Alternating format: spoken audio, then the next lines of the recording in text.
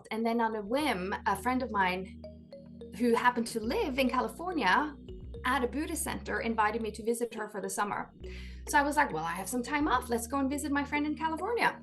When will I have this chance again, right? Because soon school would start up again, and then I'd be like, off I go. But so I went. I was supposed to stay there for 2 months. Long story short, like I stayed there for 10 years.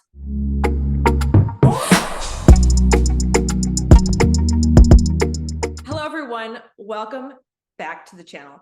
I am really excited to have with us today Inger Kenobi. She's a multi-passionate and multi-talented life coach and author who I've met about 3 weeks ago now, which made a lasting memory on me because we met and we said, who are you? And I knew you because of Sarah Seidelmann. And I had been to some of your events, but there was a lot of people there. And right. So I'm so excited now for you to be able to share your story. So Inger, welcome to the channel. Thank you. And it's so nice to be like interviewed. Like I've been doing, that's how we met, because I interviewed you for my podcast about multi-passionate people. So that's our like meeting point. And it's nice just to like kick back and have the questions come at me for once. Yes. And I read your website and your story is remarkable. So even, starting from childhood or wherever you want to start, I'd love for you to share your story. Oh my God.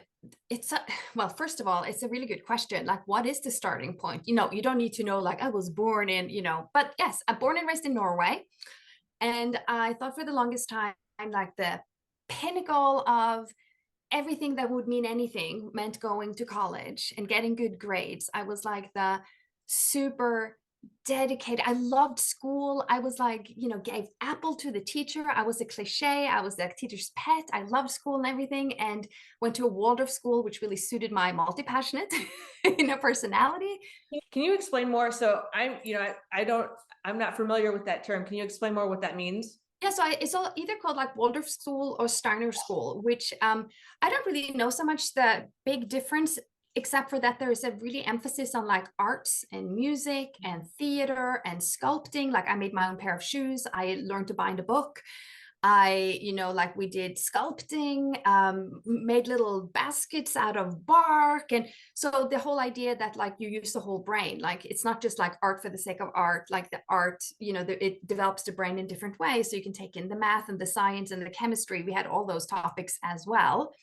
But what I really liked about that type of school is that for the first 2 hours of the day, we would have one specific topic, and that topic would run for like, let's say architecture during the Renaissance period, and would run for a couple of weeks, and then it was over, and then on to the next topic. For someone like me who likes to have a lot of interest and likes to like sink my teeth into new things, and things are not just like another grammar lesson, it was really fun to know that even though if I hated the topic at the time, it's like, yay, next week we're starting music. So there's always something to look forward to. But anyway, so then I went off to like studying after college, and it was a shock to the system to realize that I hated college. Absolutely hated it to the core. And I thought it was something wrong with me, couldn't figure it out. I worked my whole life to be there. I gotten into this big university in England, moved like across the pond to be there, hated it. So I quit, I dropped out. And then on a whim, a friend of mine who happened to live in California at a Buddhist center invited me to visit her for the summer. So I was like, well, I have some time off. Let's go and visit my friend in California. When will I have this chance again, right? Because soon school would start up again, and then I'd be like, off I go. But so I went. I was supposed to stay there for 2 months. Long story short, like I stayed there for 10 years. I can't wait to hear more about that, but I have questions about that college experience. So when you were in college and you say you hated it, can you describe what was happening or what were you hating about it? Well, that was the really thing. I couldn't really figure out exactly what it was. I think it was the idea that a little bit naively, like I was studying archaeology, and I thought that it would be a little bit more Indiana Jonesy, a little bit more action, a little bit more fun, a little bit more going out and doing digs and figure things out. And of course that would have been that too had I stuck it out, had I stayed with it, but it was for a lot of theoretical learning, a lot of the math. I just found it really boring, which was like really weird. I thought it would be really fun, and the lectures were boring. And I felt like out of my element. I didn't really click with anyone. And I just felt like I was like a fish on land. That's the only way I can describe it. Nothing wrong with really the school, nothing wrong really with the people. There wasn't like one thing. It was like the whole thing just felt so off to me. And knowing how creative you are, I was looking back, our educational system, it's really rigid and there's time constraints. And for a creative mind, one of my artistic friends just introduced me to the idea of a maker's schedule or a manager's schedule. And the maker for the creative minds is you have large blocks of time, but they're not in like a, hour block where you have meeting. I'm blocking off the morning for, like you said, for this kind of like this. I think you and Sarah do it where you have a block time to write. Yes. Block it, but you don't structure it in a way that inhibits the creativity. That's right. Because when I reflect back on school, and I just went back to grad school, and my mind started crunching again in terms of you have to be here at this time. And it was, I can imagine for someone with your interest levels that it would be very restricting. It would, but it was weird. I didn't have the vocabulary because then again, I wasn't really prepared to not liking it. And also the contrast of these are the best years of your life. Like everyone is like really hyping up the whole college experience. And you meet people who are like, oh, these are my college mates. And these are the golden, like not golden years, that's retirement, but like these are like the pinnacle of the happiness. And even when I went to this, welcome to college, like reception with drinks and everything. And the tutor actually said like, welcome to the best years of your life, best 4 years. And I thought, I only get 4 years and then it's going to go downhill. People are buying this, we're accepting this, what is happening? And I was just like so startled by that, but and also because I didn't have such a great time. So if this was the happiest I got, and then which wasn't that happy to begin with, then it was only going to get worse and worse. I'm like, what kind of, who's selling this stuff? I just had to catapult myself out of there. That's so fascinating. I went to a liberal arts school. So it's, as you were describing your school, my liberal arts school had a lot of art. It forced you to take things outside of your vocation, like your sciences. I graduated a year early because I couldn't wait. It was so much pressure, college. And I look back and the age of which I was there, I didn't honor the things I really enjoyed. I was feeling the pressure of societal expectations of you go into this profession. So I actually ignored how I really enjoyed writing. I really enjoyed psychology. I really enjoyed art. And then I was told, no, like that's not what you should do. You should do that. And if I had done Martha Beck's program at that time and we met, we probably would have had a discussion. We're like, no, don't listen to the outside voices. Tune in to what your body is experiencing and telling you. Yeah, exactly. And what was weird, I did have a few conversations about it with a few girlfriends I had, Claire and Stephanie. And they also didn't love it, but they're like, but that's just what it's like. We're not supposed to love it. And then, and afterwards we're lucky if you get a job, because unless you go to college, you certainly can't have a career and you're going to end up homeless under a bridge. And, it was like, you have to do this, otherwise your life is doomed. And also, so secretly, I'm sure a lot of people loved it. I know a lot of people loved their college experience. I'm just saying it wasn't for me, but the narrative was always, this is what you're supposed to love. I think if it was more like, hey, some people love it, some people don't, but it could lead to a job. If I had been a bit looser around the edges around it, maybe I wouldn't have felt like I was like, my soul was dying. So, because then I would have fit more in with the group, like, yeah, okay, so we're not supposed to love it. I get it. But the idea that you must love this, and I was like, ah. Yes. Wow. So then you go to California and you're with your friend at a Buddhist center, or can you explain? And you're supposed to be there for 2 months. It was really weird. So I was like, okay, I'm going to have the summer off. I quit college and then I'm going to go back to school, because what else are you going to do? That's the only thing I knew that you could do. But I loved it. And that was the weirdest thing. I never considered myself to be spiritual/religious person.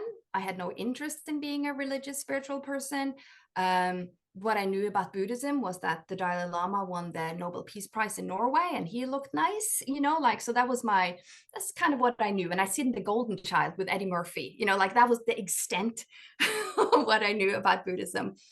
But she had taken a gap year to visit her aunt who lived in Oregon. And then, she, through that community, got introduced to a Tibetan Buddhist teacher, moved to the center where he was the teacher. And then, so by the time I came to visit, she had just moved there. So I was like, okay, fine, I'll check it out, just visit her, maybe travel around, be a tourist. And that was the plan. I was going to maybe see the Grand Canyon, maybe take the Greyhound bus to San Francisco, all these things. Didn't want to leave. It's like I set foot on the land and it just felt like home, which was weird because it was the opposite of my university experience where I was supposed to love it and hate it. And here I was supposed to just like, yeah, whatever, seeing my friend and like, oh my God, I don't know why I love this, but I have to be here. Wow. And something that comes to mind is, you said you stayed there for 10 years. How do you financially do something like that?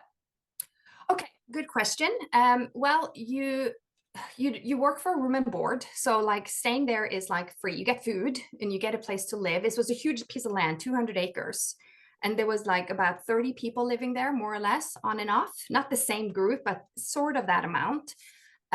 So there was a lot of like, shared resources that way. I lived first in a trailer, and then I lived in a little old gold mining cabin because the land had used to be like hydraulic gold mining had happened there in the past. It's like a little bit of a historic property. But then like I would go back to Norway and I would like work for a stint, save all the money, live at home. And then it would last a really long time when all your bills are covered. And some people would, work in town a little bit, or people who were older than me, like I was 19 when I got there.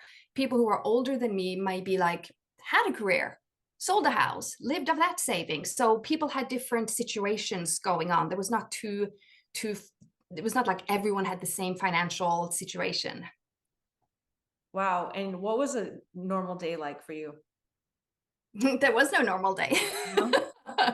No, okay, so it's hard to paint a picture. So let's just like zoom out a little bit. So it's a big center, had a publishing company, had a store, had a mail order store where they sold Tibetan art, malas, religious implements and stuff. That's kind of part of what financed it. Had a temple where people come to do retreats and ceremonies and rituals, that kind of stuff. There was also like a separate part of the land that was like retreat huts and retreat cabins where people were doing long-term retreats, like 3 months or 3 years, like you wouldn't see them. And then there was like a lot of construction going on, and there was an office. So like, actually, if you took away like the Buddhist backdrop, you would see me leaving my cabin in the morning, going to the main kitchen where they serve breakfast, and then go off to my office job, like any other job, so we worked like 8 to 5 every day. And then we would do pujas or ceremonies. And then there would be teachings and empowerments and all that other stuff. But the day-to-dayness of it all is like, sometimes I worked in the kitchen, sometimes I worked in the store, sometimes I worked in the publishing company. So, we all had jobs and roles where we plugged in to make the center function. Wow. And so at that 10-year mark, how do you decide to leave?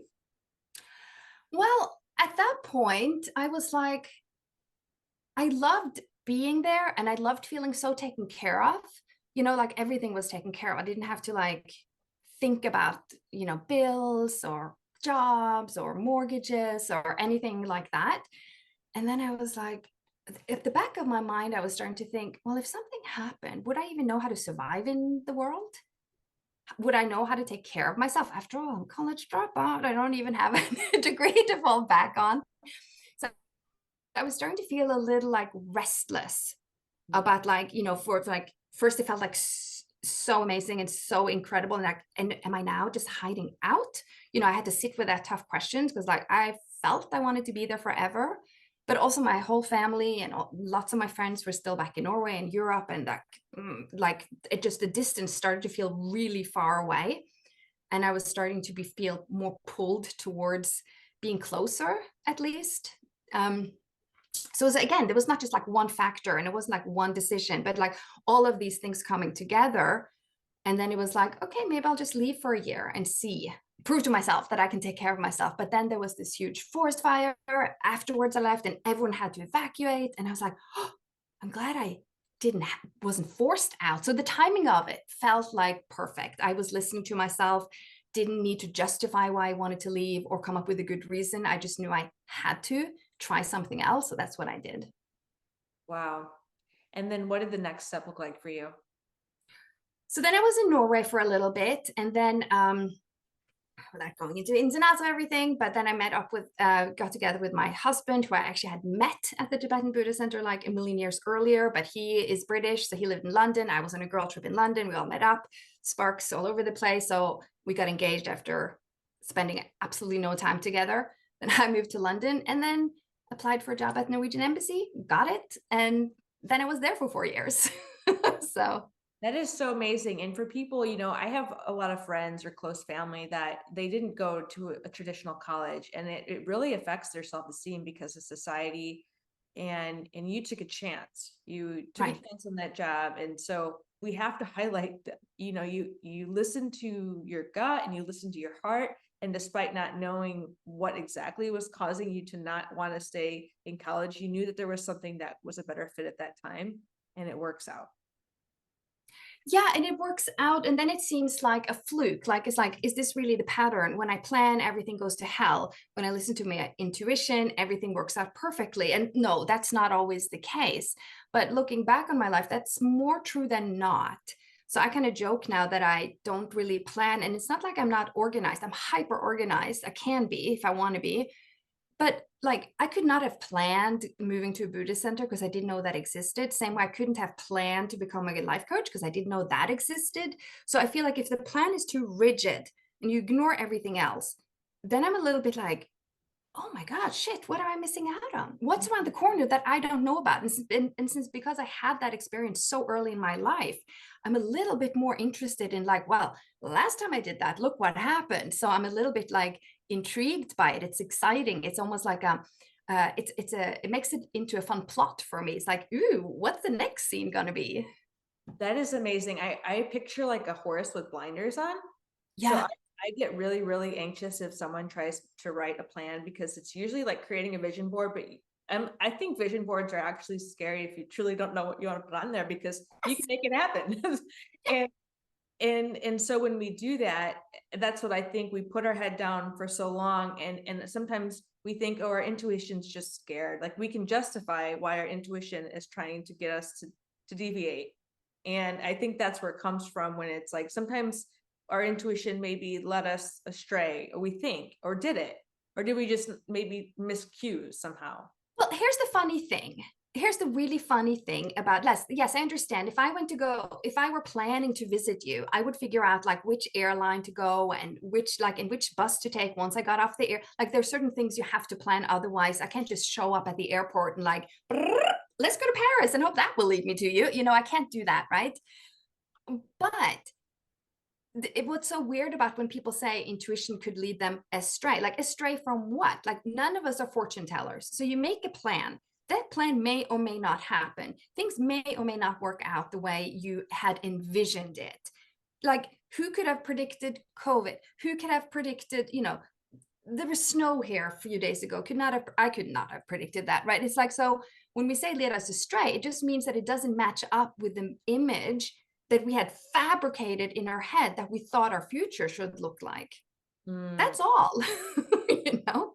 Yeah, and it's fascinating too, because I have a job now that I didn't exist before I got the job. It's a job that was created, and it came from a point where I was feeling that I knew I was in a job that wasn't a good fit for me, but I had no idea what was coming next. And I signed up for Martha's program. I hadn't even started it yet, and and I realized that I had put my head down for so long, and I didn't sit with the fact that I was knowing I was uncomfortable and that I was going down the wrong path, because the uncertainty of what step to take next was so painful Yeah.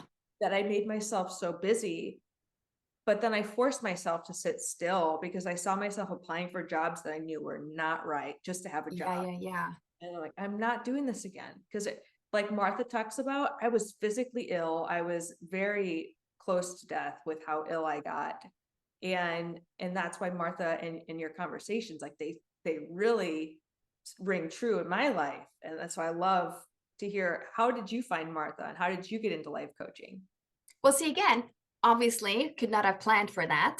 Yeah. So was interesting. After after I'd been at the embassy for many years, I just wanted to do something different. And I took a year off then I moved to the countryside to work on my book. I was writing at the time. So I really wanted to finish the book. But then I got up against stuff like, oh, who's going to read it, and the inner critic and imposter syndrome, and like struggling with structure and all these kinds of things. And my go-to whenever I felt like that was to like find Elizabeth Gilbert. So I found one of her talks on YouTube, and she happened to mention Martha Beck. She said, well, Martha Beck, one of the smartest women I know, blah, blah, blah. And I'm like, if Liz Gilbert says this Martha Beck is smart. So I paused it, rewind, wrote down the name, Googled her. She has a book. So I think one of the first books I read was like Finding Your North Star.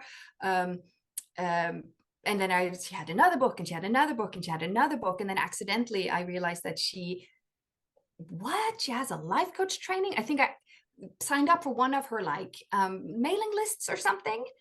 And I just like read where to register. I didn't know any of the details. I didn't read any like the curriculum. I was just like emptied my savings account, signed up, and was like, this is where I want to go. Like just trusting that like that magnetic pull. I love that. So in alignment with what she teaches too. And it's funny because again, people say, oh, okay, and it doesn't mean that everything always works out, but like works out in the way we thought we knew how to control our future. So that's all there is. But I didn't know that, like, and then of course, like, learning how to run a business and working for myself. And that was a whole new learning curve. But like, again, just knowing that, like, when you check in with yourself, like, where do you feel flat and where do you feel energized? Of course, Martha Beck talks about that in terms of the body compass. Guiding you towards your true north. But like in the moment, I don't have like, this is my destination. I want to be this type of person in 5 years. I see myself, blah, blah, blah. So it's more like just checking in on an almost daily basis. Like, where do I feel flat? Where do I feel energized? And then kind of going in that direction. Yeah. And people always think, they want a quick fix. They think it's often an escape. I've been there. It's like, I've been there. just want to escape, and we want like a 180 and we want it right now. And I love Martha Beck's teaching, and it's just that turtle step. Like, what's the next best step? And there, you don't turn too far. Then if you need to pivot, you've not made like a drastic escape somewhere that then turns out also not to be the right path for you. Yeah, because I think that if sometimes when the goals, or the big destination is so big, it gets so big in my head too, that I think then that's when I run into the obstacles of overthinking and over preparing and over worrying. So it's almost easier, just like, this is light me up. Yes, okay, go there. Like, it's an easier present in the moment, step by step. And that doesn't mean I don't have long-term projects, and I do plan them out, but I also leave enough room in my schedule for like those hits of inspiration, for that magic, for like, I couldn't have planned for this interview either. Like, I didn't know you existed a month ago. So how could I have planned for it? so it's like, so the harmony between like some long-term things I'm working towards, but also being open to shifts, daily shifts. Yeah. In the present moment. That's kind of where I'm like trying to dance it out with. Yeah, I love that. And if people listen to the beginning, you are an author. So we know that worked out. And can you share about your writing workshop? Yes. Oh my God. That is something I running with Sarah Seidelmann, who right? So she was also my teacher at the Martha Beck Institute. And so I knew her from there, always liked her, but never really connected with her like one-on-one or developed a super strong bond or anything. But I happened to comment on something on her Instagram, and then she wanted to interview me. And from that interview afterwards, when we hung up, she's like, do you want to teach a writing course together? So that's how that happened. And then we just like put our heads together, created this writing workshop called Let's Fly Together. We ran it earlier this year, and we're running it again next year. It was so much fun. It's a 5-month thing where the whole focus is on just getting the writing done. We're not critiquing each other's work. We're not worrying about getting an agent at this point. We're not worried about what's going to happen once it's out there. The focus is on write, just getting it done. And how do you decide what you write about? I don't so much. It's more like which book, like I there are ideas that just won't shut up, basically. Like someone asked Margaret Atwood, like, which books, how do you decide which books to write? And she said the one that shouts the loudest. And of course she writes fiction. I'm mostly nonfiction. And so I try to be like, I had this idea again, like I had an idea for a book, sent it off to a publishing house. They're like, this is a great idea. Can you send me a synopsis? I didn't know what a synopsis was, so I had to Google it, and then I sent in a synopsis. So we worked on it, but then like at the finish line, a celebrity came with the exact same book idea. So they went with her. Wow. But that whole experience taught me like, maybe I'm not as bad as this as I thought I was. So it kind of gave me the confidence to keep going. But then I pivoted and wrote a whole different book that I didn't think was a book. I was doing this challenge of not shopping for a year, not shopping for clothes, not used, not on a thrift shop, not anywhere. And at the time I was living in London and still working at the Norwegian Embassy with a lot of receptions and formalities and dress codes and everything. And so the whole year there, I'm not buying a single new outfit. So a friend of mine was like, why don't you write about that instead? And I'm like, actually I could, because this is kind of fun. So then I started just like, so that's how that happened. Again, just from a little spark, a little idea, just ran with it. And like, yes, there's enough here. Like sometimes I just have to test things out. And sometimes like after like 2 pages, there's no juice. And I'm like, okay, this is just a dead end. And then I give it up. But then again, if there's some juice there, some momentum, like new stories, new ideas, new angles, new inspirational hits comes, then I'll sit down and actually do the work for it. But I have started writing projects where it's like, this feels flat. This feels like a dry husk. I can't keep going with this. And it's just like, I have no problems abandoning those projects because it just feels like an uphill battle. And I'm not really into that. So yeah, there's a term called the sunk cost fallacy. It's like if you've done all this work up to that point, it's really hard to let it go because you've done all this work, but the work that you put into it, if you do it longer. So I was a surgical resident and I left surgery and I had a really hard time because I left halfway through the program. And everyone said, halfway through, you can get it. I'm like, but that halfway is for the rest of your, like, this is halfway to the beginning, not like, this isn't the end. And so people think, oh my gosh, I invested all this time into this book. Well, then, it's not the book that you want to write. And to your point, you wrote a book and then the idea got taken and then you wrote a different book. So it's like, you learned from the experience of maybe the steps that it takes to write a book. What can I learn from this? And then how can I create a book that it's so unique that it wasn't going to get taken? Well, exactly. That is the thing. That is something I actually learned from Mindy Kaling, who said she was waiting to write the book that no one else could write. And it's not that the topic needs to be so super original or your take on it needs to be like really unique, but like if it's your story, your experiences, that's what makes it unique. Your voice, your filter, your take on things. No one else can copy that. Wow. And so we'll make sure to what's your book? I know, how many books have you written at this point? So I wrote one book. Let's see if it's in the bookshelf. Oh, here it is. So the one I wrote about the not shopping is called How Do I Look? The Year I Stopped Shopping. Awesome. So that was writing about it held me actually accountable because I didn't want to write the book that, well, after 2 weeks I went shopping, So Yep. That's so fun. Yep. So, and now I'm writing actually like a memoir / biography, whatever you want to call it, about the 10 years I lived at the Buddhist Center. Wow. But with focus on like the community spirit, the people who came there, like the personal stories. So it's not like a book on mindfulness or like the rituals in Tibetan Buddhism or like 3rd generation Tibetan Buddhism in the West. tried to make myself wanting to write that because it felt more noble and more like wise woman and profound. And then I would have to, I don't know. I just had this idea that it had to be so crazy profound. But then when I just like dropped the ego away and it's like, what stories wants to come forth? And it was like the story about the bear and the time with the chainsaw and the forest fires and the people and like the everydayness of living there, because that I haven't really found a lot of books describing what that life was like. Yeah. So, and also those were the stories that kept bubbling up in my own head and just writing it down. So I'm like, okay, I'm going to go with that. So that's what I'm writing about. Like it's in Buddhism, the community that comes together to study is called a sangha. So the book is called Sangha, a love story. Oh, I can't wait to read that. I'll make sure to and put the link in the description. And the workshop, is it still enrolling people? Should we make sure to put that too? Okay. Yes. We start on January 10th and people can still enroll up until the last minute for sure. Awesome. And I was thinking when I asked you how many books have you written, I'm like, imagine one's published, but imagine how many books you've probably actually written, along the way. Yeah. Okay. So there was the one that never got published, like that. This was with the Norwegian publishing house, and I tried then to translate it and have it published in English. But I was like, oh God, I don't want to deal with this anymore. And that's when I pivoted and wrote this instead.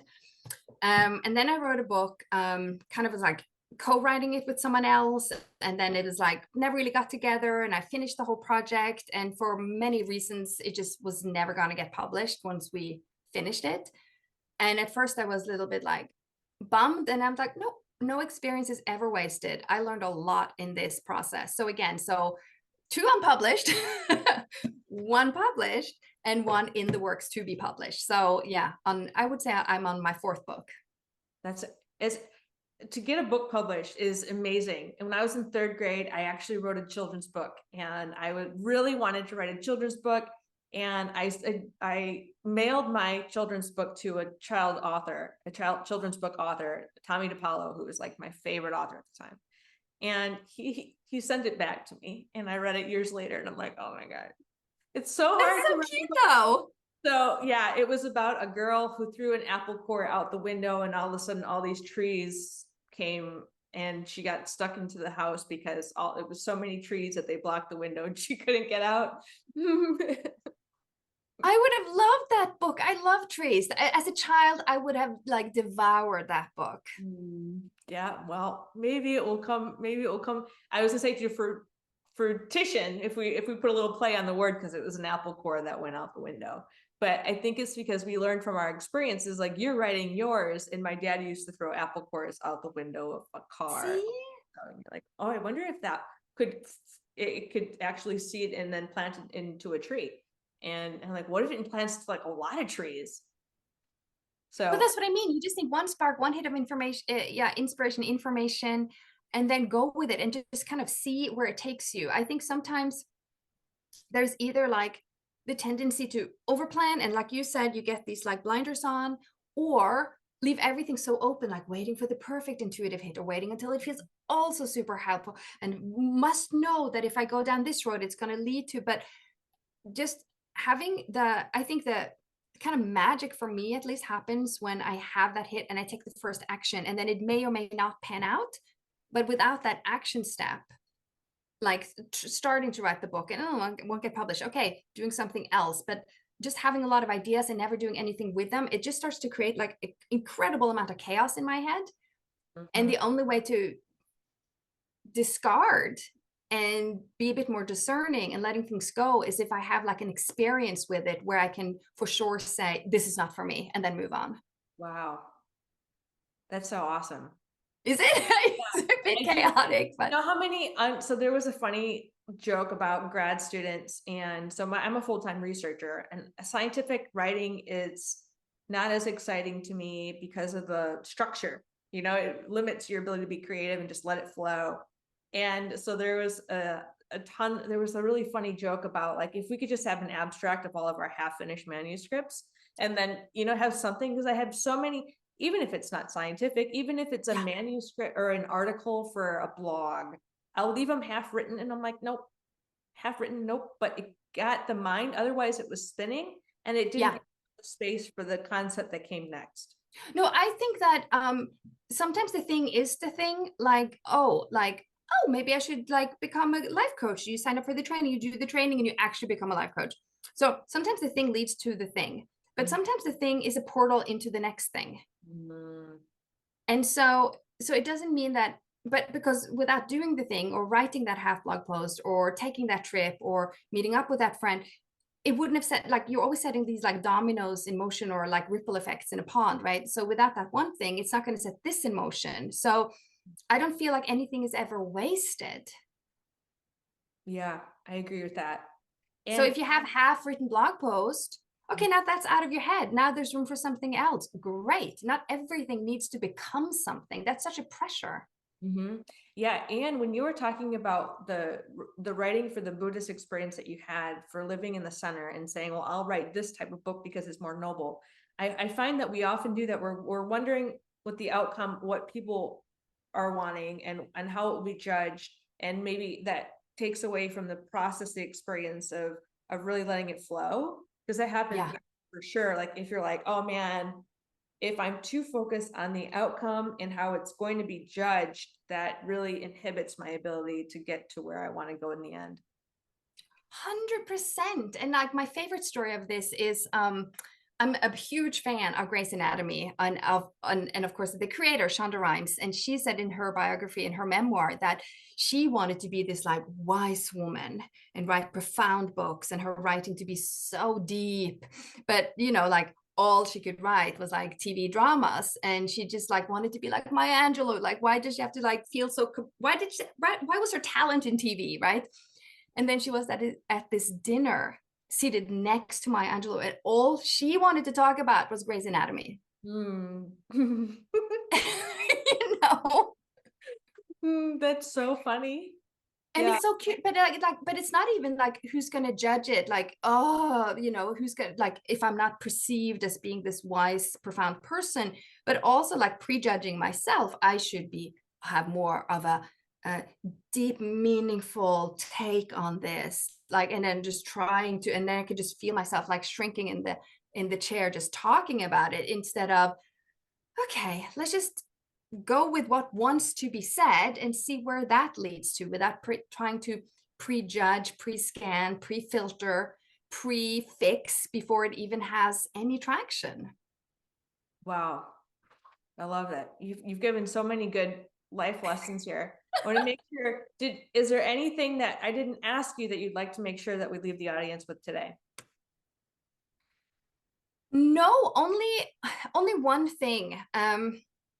What is like up for me now, and that is, since there's so many interesting things in the world, and how to discern and how do we know what to take action on, especially multi-passionate people, just to like, is I'm really, really passionate about simplifying the process and making things easy. And there can be this big fear of like easy being slackerish, or you're like getting away with something, or you're not giving it all. But it's like letting things be at like, what is the least amount of steps I need to do to get this going, even just for the starting point. I find that that just kicks things like over the threshold, and now it's in the world, and now we can do something with it, instead of like hyper overcomplicate the process before it's even started. So that's what I want to leave with, like how to make things easier. I'm really passionate about making things easier these days. I love that. And I was just in a discussion with a group of women physicians, and we all talked about self-compassion. And we realized we have a really hard time with self-compassion because we are taught that we get our worth through hard Yes. work. So, and if we're not working hard, then it detracts from our worthiness. And that's not correct. Exactly. Not only like, if the work is worth something, there must be a bazillion like hard, nose to the grindstone type of hours effort behind it. Like, in order for it to be worth something, there needs to be a lot of suffering, no pain, no gain. But also, you're not worth something in delivering this product unless you've like really super like made the process as difficult as humanly possible in order to do it instead. And this is why I think people do think, oh, I shouldn't write TV shows. I should be this because this is harder. Why on earth would I go with something I have a natural talent for? Mhm. Ah, Guilty, guilty, guilty. Yeah. Why roll a ball down the hill when you can push it up the hill? Oh, I'm so guilty of that. I was in the military in surgery, and I think that actually, I think you just demonstrated why I did that. It's like, this is the hardest thing. I'm going to show that I'm superhuman. I don't have to sleep. I don't have to eat. I can do surgery. I can do this. I can do that. And I was craving worthiness. I wrote an article, but I'm like, at the core, I was feeling empty and unworthy. It is so interesting. And you can take this on so many levels. So I live on a hill and I like to run, but I always would start off running up the hill because you start with what's difficult. You know, you can't let it be easy. And then when I would run fast down the hill and it was easy, well, I was cheating because it's down the hill. And I was starting to watch myself talk, how I judged what was difficult and what was easy. And I would seek out the most difficult thing. And now I just like consciously start running down the hill. Every day I run down the hill, just like as an antidote to making things difficult, because certain things are difficult. You're learning new things, writing a book, surgeon, like working for the military, applying for new jobs, moving, becoming a life coach. These are not easy things, but that doesn't mean we need to overcomplicate them in order to feel worthy of them. Mm, this is resonating deeply. Mm-hmm. Yes. Okay, so this is going to resonate with a lot of people. And I know for life coaching, this is what you help people with, right? This is like a main thing that, you know, I think it's so important. As you said, you've got the skills to catch your thoughts. And I find it to be really helpful to work with someone that can also help you. So I would love to hear, as a coach, how can you partner with people to help them on that journey? Well, actually, is in the process right now with another coach creating a program called Liftoff, where we are flipping the script. We're going to make the most meaningful things the easiest ones to do, and like and the most meaningless stuff, let's make that harder.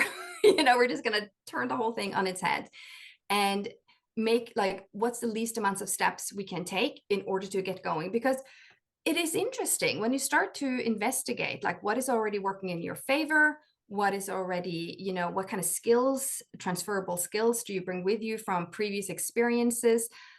You start to see that you don't have to start from scratch all the time. You don't have to reinvent the wheel. You don't have to, like, if something is easy for you, like let's say you're interviewing people here, me on this video, like, and that's easy for you. So they're like, okay, so in order for it to be really good, I need to make like all these other things, you know, pop up, and maybe a little avatar of Inger running around on the screen. And only then will it be worth something, right? It's like, so if it's easy, people overcomplicate, but then we overlook all the things that we worked really hard at for it to be easy. In the, like, now it's easy. Can we just like coast on that a little bit? Because it would be harder things along the ways anyways. But at least let the start be easy so you can get the ball rolling, hopefully down the hill, not just up the hill. So what I do though, there's a lot of talk about like blind spots, and we think that you don't see your flaws, you don't see your limitations, you don't see your negative thoughts, and there's some truth in that. But it's also true that people don't see their qualities, their self-worth, their talents, their skills, their abilities, their passions, what makes them unique, what gifts they have. Like, people don't really see that so much either when we're on the journey of trying to validate ourselves through busy work and making it overcomplicated and prejudging everything before we even know what we're doing. Wow. Yep. Yeah. I was told in surgery that, so, you know, when we talk about imposter syndrome and things like that, I would always look at attendings who had been practicing surgery for years, and I would compare myself to them. And I think I'm never going to get there, but then even realizing, you know, looking at the chiefs that were years ahead of me, I'm like, I will never get there. I will never get there. And it was always, I find that people do this often, is we take our perceived weaknesses and we compare them to someone who has a strength of our weakness. So then the gap is as big as we can make it. Yeah, let's make the big gap as huge as humanly possible and as gnarly as humanly possible, so we will feel as small as humanly possible, and then and only then are we worthy of praise and self-compassion. It's like, Yep. And how does that make you show up? doesn't make you show up, right? You shrink and hide. Small as possible. Amy Cuddy, have you heard of her? I was just introduced to her book Presence, and she's got a TED Talk, and it's all about how our body language presents and how it can impact our confidence. And she says, don't necessarily fake it till you make it, but fake it till you become it. And I love that. And she's got like the power pose. And if we, Yes. Oh, she's the power pose lady. yeah, if we stay in tune, when you're saying smaller, even just our postures during the day. And I had what my illness was anorexia, and I was trying to make myself as small as possible, not just from, if I had to explain to people, it's like, that's from the concept you're saying. It was because I thought I wasn't worthy of existence. So it was a mental construct, which then had me shrink down and think I was unworthy. And people do that with so many different things. So many different things. And like, and I'm terribly sorry you had to go through that. It's like, so illness that affects so many men and women, and mostly women, I think. But it's like, it's just, it's like an insane mental construct. And then, but of course it shows up in lighter things too. Talk about the writing. Like I had someone say, oh, I'll write once I have a bigger office, or I'll write once I get a better laptop, or once I get a grant to write this book. I'll write once I know I can get an agent. So you putting obstacles in the way before you even start. So then the idea then is like, what was the easiest way I can do it? Pick up a pen and start to write. Wow. Mm-hmm. It's like, and then worry about the other things later. But like when you make the first step so big that you never take it, that's when the craziness hits. Yeah, I was thinking this is why, there's someone said, I think this is a military person who I've heard say it, but making your bed in the morning. If you just do a small task and you feel how gratifying that is to get one small task, they can make you get momentum, get some inertia, and complete other tasks more effectively throughout the day. 100%, because we, like you said, we overvalue super difficult things, but we also undervalue not just easy things, but small things, small steps, like making the bed. You think that means, who cares, right? In the big scheme of things, it's not going to make me a millionaire. It's not going to get me more clients. It's not going to get my book written. And yet you make the bed. And again, it's like, which dominoes are you like, what is setting up? Which ripples effect is this creating? So, sitting outside and enjoying my lunch instead of like shoveling food in my face at my desk at lunchtime. Like we undervalue these small things and overvalue the big things. But when the big things are so difficult, we never get to them. Then we also don't want to do the small things because they don't matter anyways. And then we're like left in the middle. We kind of compromise and just do a lot of crazy, boring, busy work, which are neither meaningful or important. It's like, yeah, and it's so fascinating that I used to feel guilty if I were to step away and go for a run midday. And then I realized, wow, I'm so much more productive if I give myself permission and I let go of the guilt that I'm running, or if you're enjoying your lunch. Well, if people actually allow themselves to do that and then see how it impacts them throughout the day, rather than I can't leave my computer, which I've been there, I'm afraid. Right? I'm afraid something urgent's going to come in. And what it did was I had a hypervigilance, like I need to check. And it led to reduced productivity because I was always on guard, checking what's next and not being able to focus at all. You turn into like Gollum. Yeah. Yep. And it's like, oh, how attractive is that? I've been there too. I speak from experience where there's like this hypervigilant, but sometimes life gets so crazy that you have no choice but to step away. I remember especially at the Norwegian Embassy where there would be like a royal visit and the prime minister and the meeting and the reception and the mail and the answering things in Downing Street, like all would pile on. And I would just step away from my desk, walk around the block, come back in, and brrr, almost like in the Matrix, things would just fall into place. Wow. But when I sit there and like the total, all it took was 5 minutes. You think like, oh my God, I need a vacation. I need 2 weeks off to go to Bali. No, you just need to like walk around the block. Yeah. And the sustainability of everything that you said, when you were talking about YouTube, got to make it fancy, right? There's so many editing things and we can be perfectionistic and like, do I have the right camera? Do I have the right microphone? Well, I have like 3 microphones because I'm like, you know what?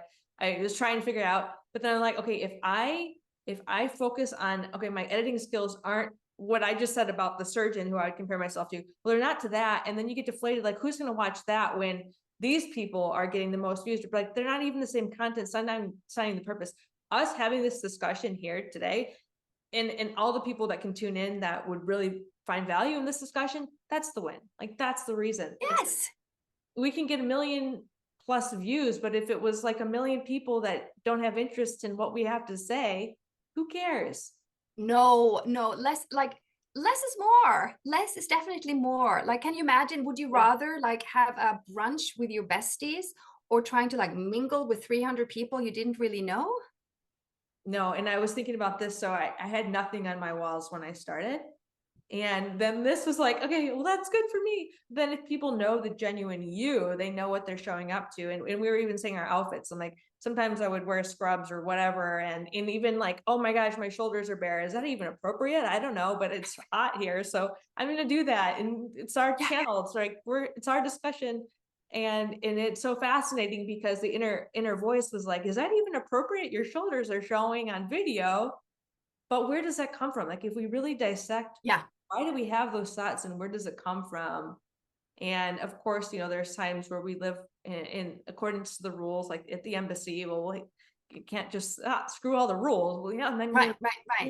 lose your job too. But always understanding where we get these concepts from and then challenging when they're no longer working for us. I think they're sometimes just in the water. And what was interesting about like not shopping for a year wasn't that I was this raving shopaholic that needed to rein in my like consumerism, but every time you stop doing something that is like considered normal or start doing something new, like making the bed, right?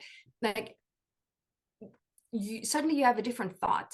And it's almost like it creates the crack in your everyday life where new thoughts, new beliefs, or like old beliefs that's been hiding underneath whatever you weren't doing or doing, is like you don't even notice it because you're just like on autopilot. So with this, like when I stopped shopping, I was like panicking because I had been invited to a wedding, and my first thought was like, but I need a new dress and I can't buy a dress. I need a new dress. I can't show.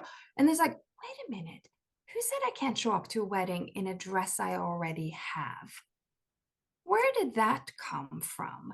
And I was like, I don't know. And like, do I have a dress? And I went shopping in my wardrobe. I had a perfect dress that I would not have worn if I believed the thought that propelled me towards like Oxford Street, where I had to find the perfect wedding dress for this wedding. I was like, who said this? Like, why is that voice even in my head? But like when I could shop and I didn't have a shop stop, I wouldn't even have questioned it. But when you do something different, like you suddenly have a YouTube channel, then suddenly like, oh, can I have these bare shoulders? And it's not about the bare shoulder thought, but it's about revealing all these thoughts that are like hiding in plain sight. Yep. And then you tease them out by doing something new, and then you get to address them. Yeah, and it's funny because when I didn't believe I could have bare shoulders, I would sit here sweating and having a really hard time in Texas. That's what I mean. That's what I mean. Yeah, there was times I was about to pass out. So I was like, because it gets so really hot and yeah, you can turn on the AC, but energy is expensive. So I was like, okay, do I really want to be present or do I want to be near fainting? I'm like, okay. And also what you said was really important about expanding your mind to try something new. So I into like a super deep depression.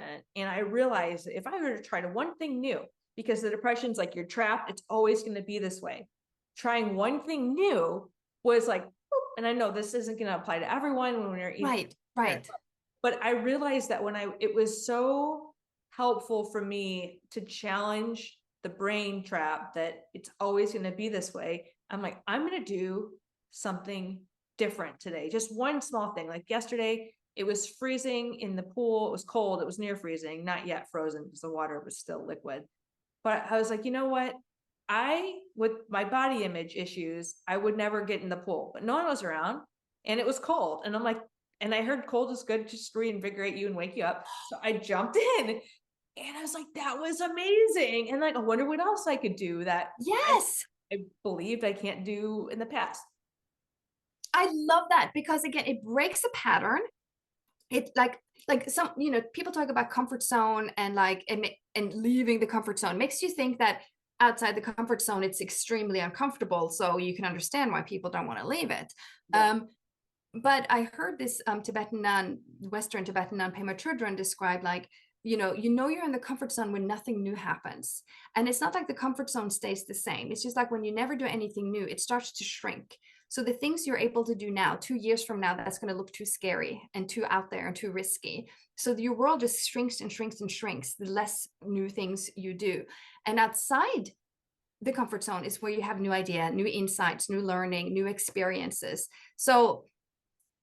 And things change. So that's the uncomfortableness, because inherently the mind doesn't like anything that is changing. But it doesn't mean like you're sitting in your cozy nest and you leave your comfort zone and there are the wolves. But that's kind of how it's presented sometimes. I just think, I'm in my comfort zone because nothing new is happening.